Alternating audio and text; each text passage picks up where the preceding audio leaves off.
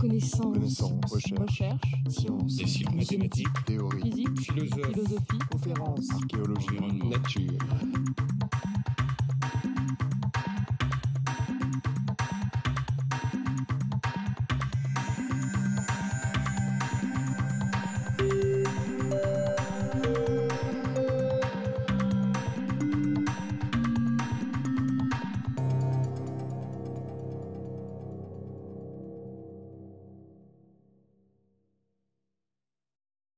Eh bien, le compte à rebours avance.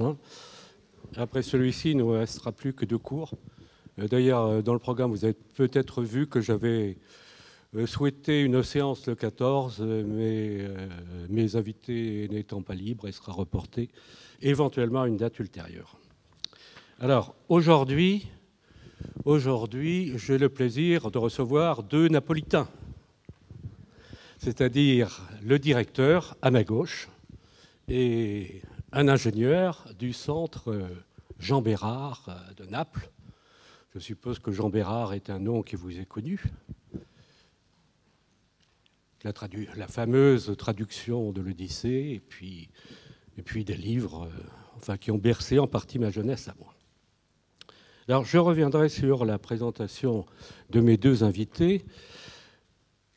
Je fais un bref récapitulatif. Depuis longtemps, et notamment depuis le début de cette année, nous avons lutté contre un certain nombre de clichés. Le premier étant celui d'une Gaule, une, qui aurait toujours été la même, avec des frontières fixes, avec une sorte d'unité étatique, et bien sûr, farouchement indépendante. Le deuxième cliché contre lequel nous avons lutté, c'est celle d'une Gaule à demi sauvage, couverte de forêts, pratiquement sans culture, ses habitants passant leur temps à faire la guerre. Et le troisième cliché, qui est le principal peut-être qui est organisé cette année, c'est celui d'une Gaule totalement coupée de ses voisins, et notamment du monde méditerranéen. Avec Laurent Olivier, nous avions vu comment ces stéréotypes étaient nés, essentiellement d'ailleurs à partir du XIXe siècle et dans le cadre de l'essor des nationalités, pour faire bref.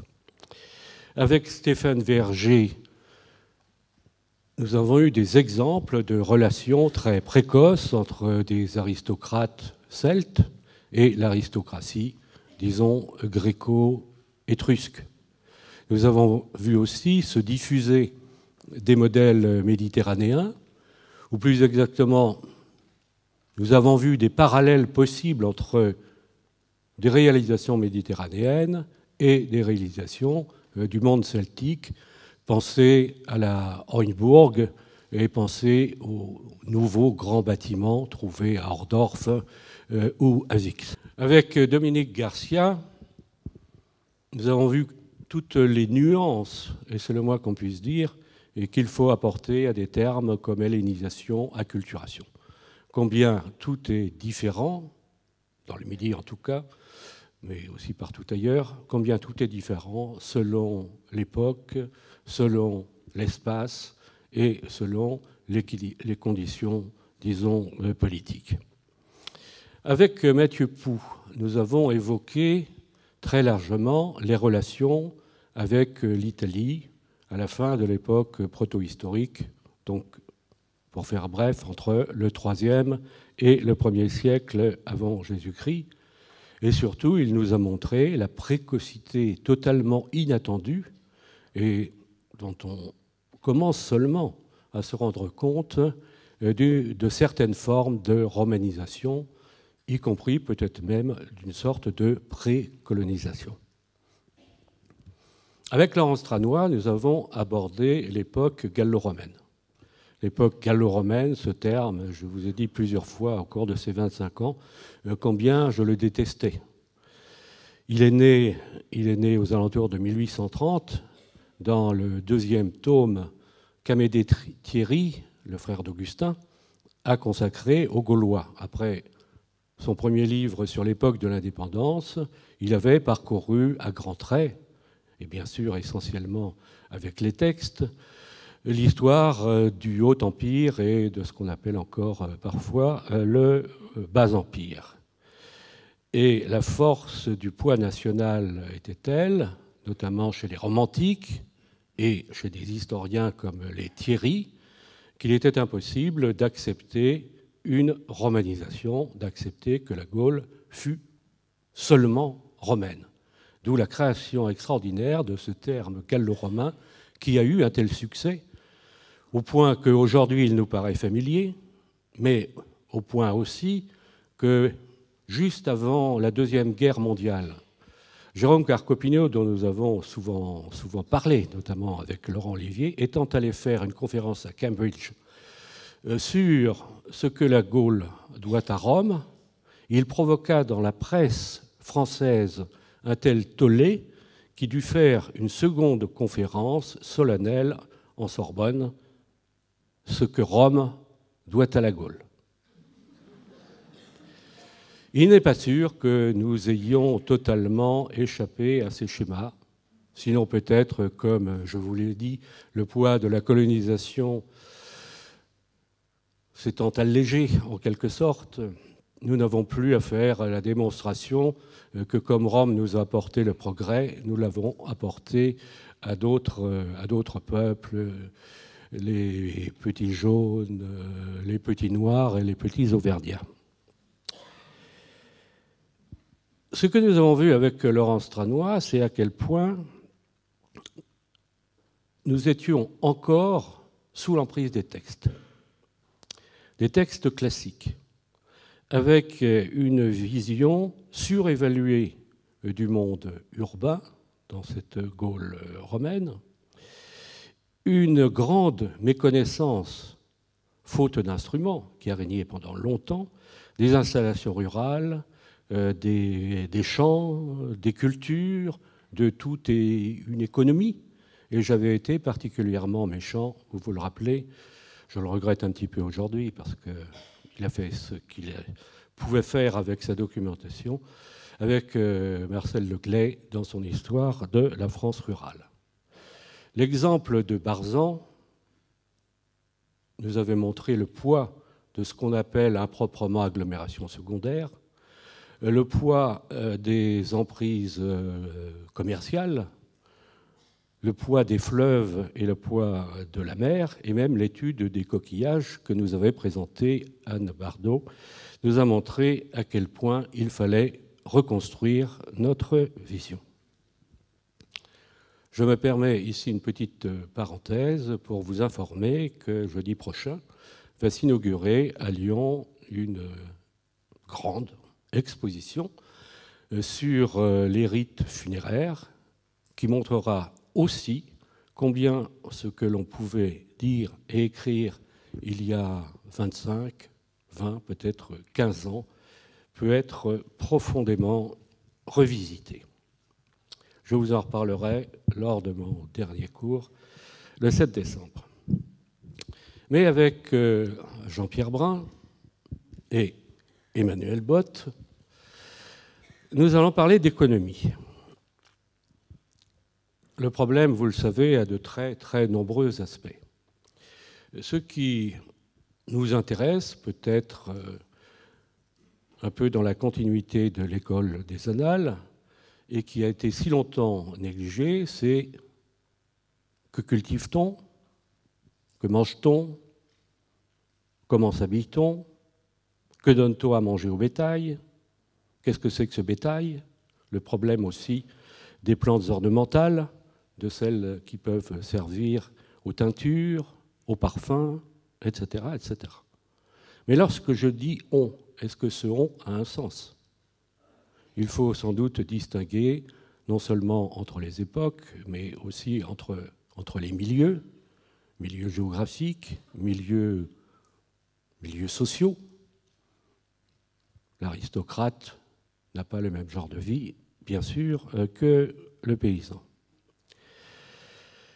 Alors, est-ce qu'aujourd'hui, on a un petit peu avancé par rapport à l'histoire de la France rurale qui après tout n'a que 30 ans, est-ce qu'on a avancé sur toutes ces questions? On a avancé sans aucun doute. J'ai déjà fait, et nous avons eu des spécialistes qui sont venus ici nous en parler, j'ai déjà fait allusion à toutes les recherches, notamment en laboratoire, mais aussi à partir des prélèvements sur les fouilles, qui ont donné des éléments dendrochronologiques, palynologiques, de carpologie, c'est-à-dire l'étude des fruits, des graines, etc., des macrorestes. Et nous avons même, vous les avez certainement conservés, je n'en doute pas, des tableaux dressés, par exemple, par Maraval, par Malraux, par Véronique Materne, donnant des listes indiquant ce qui était disponible à la fin de la protohistoire, cultivé, mangeable, et ce qui change avec l'époque gallo-romaine. Mais quels sont les grands phénomènes, finalement, qui ont été mis ces dernières années en évidence? Il y a d'abord les défrichements. Ces défrichements, surtout du IIe siècle et du 1er siècle avant Jésus-Christ. Il y a aussi des travaux ahurissants. Rappelez-vous l'exemple que nous avons vu l'an dernier de la Limagne, avec toutes ces tranchées ou tous ces sillons de drainage, et, nous avait-on dit, l'explosion littérale des cultures, avec les céréales et les légumineuses. Avec Méniel, Patrice Méniel et d'autres, nous avions aussi parlé de l'élevage, de ces races gauloises de taille très modeste par rapport à la domestication, et de l'apport, dans un premier temps, puis sans doute grâce à une meilleure gestion du cheptel, de grands animaux, ceux qui étaient encore en Italie, notamment le grand bœuf, le porc et bien d'autres. Ce qui ne veut pas dire, d'ailleurs, que les petites races aient disparu, et c'est aussi une question d'ordre socio-économique. On avait été frappé par le développement des arbres fruitiers, peu cultivés durant la protohistoire, mis à part le prunier. Et là aussi, c'est sans doute à l'époque romaine que beaucoup des fruitiers que nous connaissons se sont mis en place. Nous avions vu de profondes transformations dans les mœurs culinaires, à savoir que d'une culture de la bouillie ou des flocons, dû au fait que la farine qu'on tirait du blé de l'époque ne comportait pas assez de gluten, on est passé à une culture, en quelque sorte, du pain et de la galette, et la cuisine à l'huile, et l'usage du mortier, etc., etc. Et nous évoquerons tout à l'heure, je pense aussi, le problème des salaisons, des poissons en sauce et du garum. Alors, voilà toutes sortes de nouvelles données. D'où viennent-elles? Eh bien, je vous l'ai dit, elles viennent d'analyse. Mais on n'analyse que ce que l'on a à analyser. Et en réalité, tout cela provient de la maîtrise, non pas de l'explosion, mais de la maîtrise de l'archéologie dite d'abord de sauvetage, puis ensuite dite préventive. J'ai publié récemment une fouille qui remonte à plus de 25 ans. C'est pas beau, enfin si c'est beau de la publier, mais c'est pas beau d'avoir attendu autant. Et à l'époque, tout ce que nous avions comme possibilité d'analyse, c'était d'étudier les ossements animaux. Tout simplement parce que j'avais fait entrer au CNRS un étudiant qui était intéressé par l'affaire. Le reste, en admettant même qu'on eût pensé à faire les prélèvements indispensables, coûtait les yeux de la tête. Il n'y avait pratiquement pas de spécialistes, pratiquement pas de laboratoire, et tous étaient monopolisés par les préhistoriens. Les moyens, depuis lors, se sont accrus de manière considérable. Pourquoi ?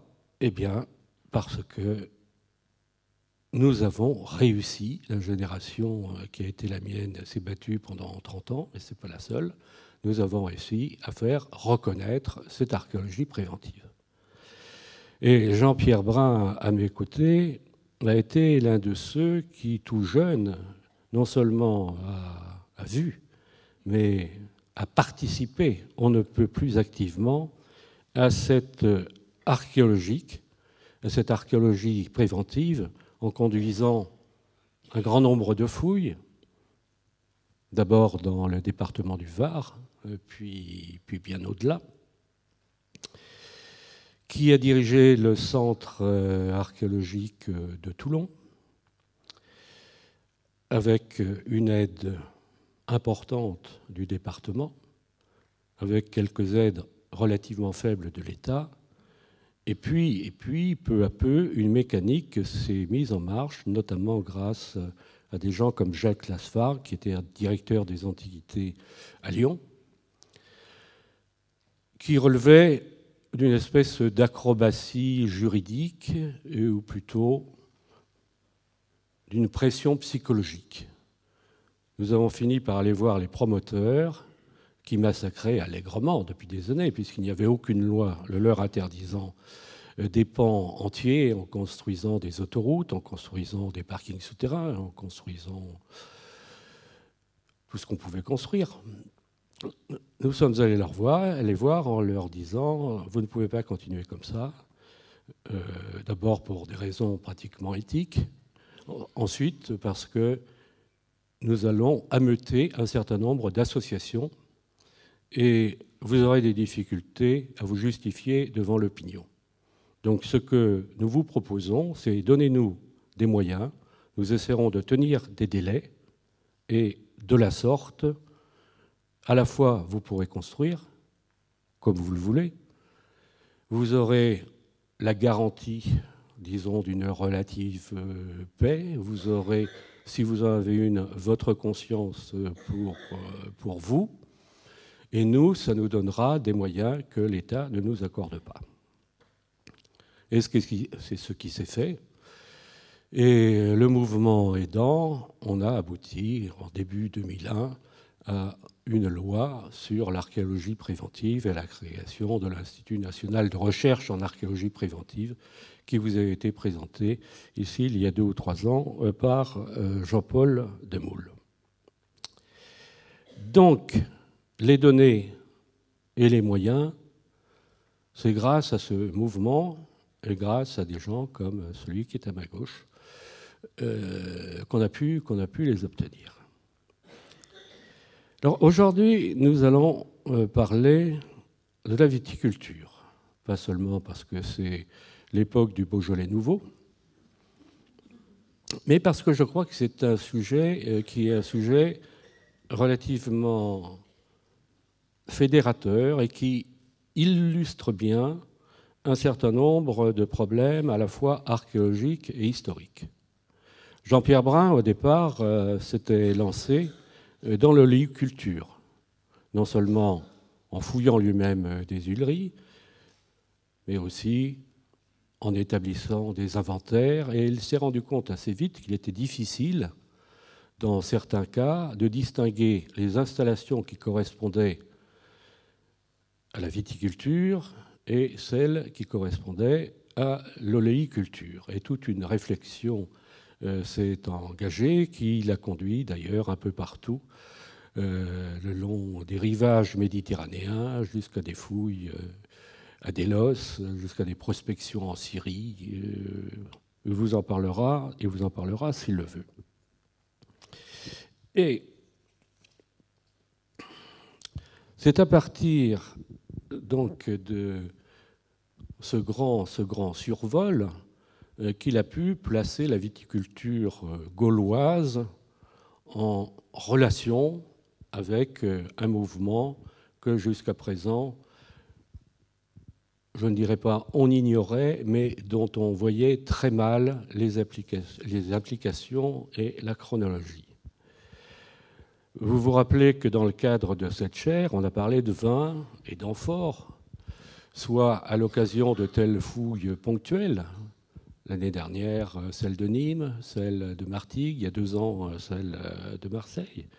Aussi par le biais donc, des emballages, dont nous avons parlé plusieurs fois, une fois avec Fanette Lobenheimer. Mais la vue d'ensemble, elle nous manquait. Et pour finir, tout en introduisant l'exposé de Jean-Pierre, voici ce que j'écrivais moi-même il y a une vingtaine d'années pour la Cambridge Ancient History, à propos du Haut-Empire. Concernant les productions elles-mêmes de la Gaule, on a appris beaucoup sur la vigne et sur l'huile, ainsi que sur l'élevage. La culture de la vigne remontait dans la région massaliote à l'époque protohistorique. Après le changement d'ère, l'archéologie a retrouvé des installations modestes. La production s'accroît au cours du 1er siècle. Certaines exploitations viticoles se dotent des 50 après Jésus-Christ de vastes chais. En 92, l'empereur Domitien, là aussi c'est un topos, ordonna l'arrachage de la moitié des vignes provinciales. Or, c'est à partir de cette époque que la viticulture gauloise connut sa plus grande extension. Des vignobles qui avaient auparavant fait leur apparition dans le Bordelais, en Dauphiné, en Bourgogne, en Rhénanie, connaissent alors leur développement, c'est-à-dire beaucoup plus tôt qu'on ne l'avait jusqu'alors pensé. D'autres encore, plus limités, durent probablement leur naissance aux bonnes conditions climatiques précédemment décrites. Ces vignobles s'accompagnent d'une production d'amphores dite gauloise, dont on a repéré une 60aine d'ateliers, et qui ont gagné les camps du Limès rhénan, la Bretagne, mais aussi Ostie, Rome, voire des pays orientaux. Cela dit, ces vignobles gaulois ont eu pour vocation essentielle d'approvisionner des marchés régionaux, d'accompagner une consommation de masse sans pour autant éliminer l'arrivée de vins plus raffinés destinés aux notables. Il fallait faire vite, j'avais peu de place, sans être peut-être entièrement fausse vu leur degré de généralité. Je suis à peu près certain que ces lignes sont dépassées et doivent être en grande partie réécrites en les développant. Donc, je vais laisser la parole à Jean-Pierre Brun, et je lui laisserai, puisque c'est à ma demande qu'il l'a fait venir, le plaisir de présenter un peu plus avant Emmanuel Botte.